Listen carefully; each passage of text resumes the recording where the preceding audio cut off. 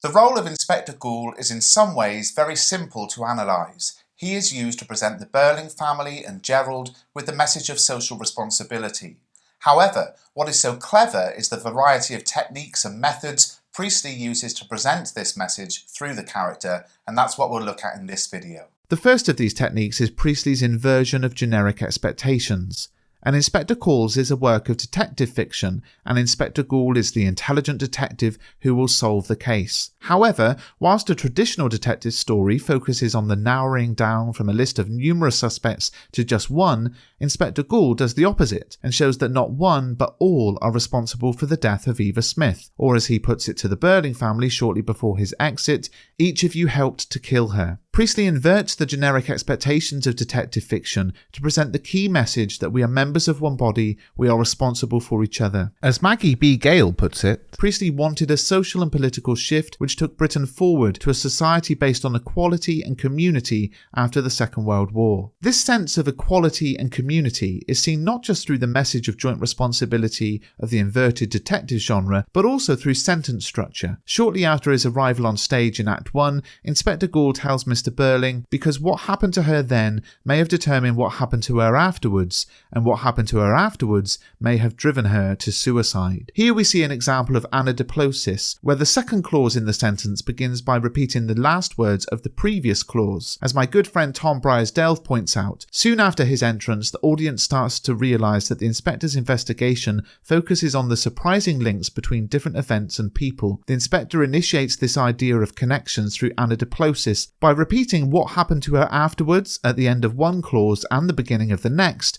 The sentence structure itself cleverly emphasises how the content of these statements is inextricably connected and leads on from one another. So what we have here then is the inversion of the expected generic conventions of the detective genre coupled with the use of anadiplosis to hammer home the point that everyone's actions are interconnected and all are responsible for the death of Eva Smith. And what about the inspector himself? Priestley deliberately portrays the inspector as a mysterious character. For a playwright who goes into great detail in some stage directions, for example the opening page of the play is almost entirely made up of stage direction, Priestley tells us very little about Inspector Goole. Even Goule's dialogue reveals often what he is not rather than what he is. I don't play golf, and I never take offence. This vagueness of character is deliberate on the part of Priestley as it creates a sense of ambiguity and mystery. This is added to by the character's name. It's often noted that the inspector's name Goole sounds like the word Ghoul, meaning ghost or spirit, and it is true that the inspector does haunt Gerald and the Burlings about their role in Eva's death. It's also true that the inspector at times seems to know too much about a girl who died 2 hours ago, even though he has read her letter and sort of diary. This has led some to wonder whether the inspector is some kind of supernatural being. There's no definitive answer either way about whether the inspector is who he says he is. He might be an imposter or a supernatural being, but one thing is clear: descriptions are deliberately vague and ambiguous.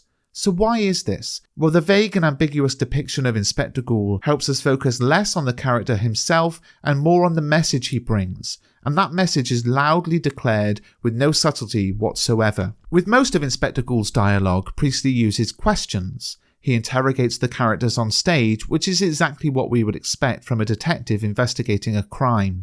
However, there are a number of moments where Goole delivers lines of dialogue that seem to come directly from the mouth of Priestley, hammering home the message of social responsibility that he wants the audience to learn. Priestley uses the character of Inspector Goole to speak directly to the audience about social responsibility, and it's not at all subtle. In fact, this lack of subtlety led Sewell Stoke in his 1947 Theatre Arts article Panache and Port Wine to write, "Then the bell rings and in comes Inspector Goole, Inspector Priestley to be more exact." Yes, the character of Inspector Goole does seem to be the embodiment of J.B. Priestley himself, a mouthpiece used to deliver the key message that Priestley wants the audience to take home with them. Priestley enhances his message through his use of supernatural imagery in the inspector's final words about fire and blood and anguish. This is an allusion to the biblical description of hell as being a blazing furnace where there will be weeping and gnashing of teeth.